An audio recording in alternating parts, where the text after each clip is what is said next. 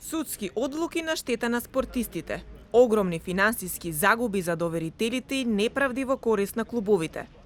Поранешниот фудбалски репрезентативец Срđan Захариевски повеќе од 20 години чека на своите 300.000 евра кои наместо на негова сметка завршиле во фудбалскиот клуб Силекс од Кратово.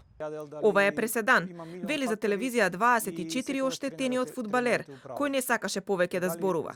Од Сдруженијето Зелена лупа денеска информираа дека за ова несовесно и неодговорно работење на судиите, тие покренуваат постапка за нивна одговорност.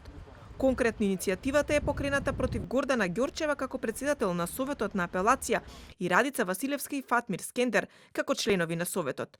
Според извршниот директор на Сдруженијето Васко Тодоровски, овие судии со прекршување на законот и на своите службени овластувања нанеле големи штети на доверителите, со тоа што истите не го почитувале законот за спорт, не го почитувале законот за извршување, како и законот за трговски друштва, а со своите незаконити влијанија нанеле голема штета и на одредена група на доверители врзани од законот за спорт. Конкретно во овој предмет се однесува на случајот фудбалерот Срđan Захариевски против фудбалски клуб Силекс Кратово.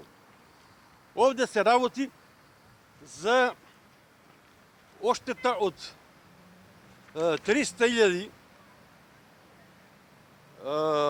евра, каде што фудбалерот со договор потпишан од клубот за направен трансфер не можел да ги добие овие средства, а истите ги искористил фудбалскиот клуб Силекс.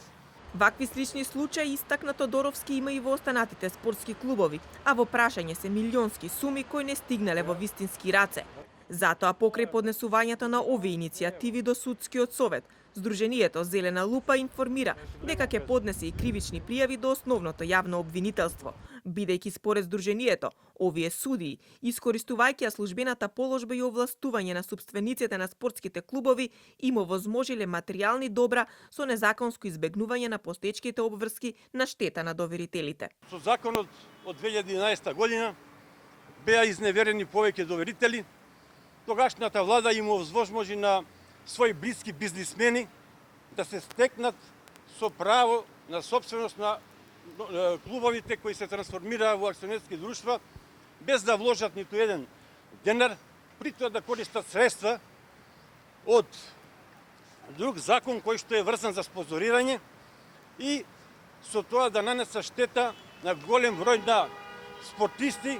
Тодоровски појаснува дека во овие предмети се сомнева дека судиите кои постапувале, предметите им биле дадени на рака со намера да судат тенденциозно во штета на доверителите. Во минатото од поднесените иницијативи на Сдруженијето беа разрешени тројца суди од Врховниот суд, меѓу кои поранешниот председател на Врховниот суд Јово Вангеловски, како и судиите од Врховниот суд Рахилка Стојковска и Ристо Катавеновски.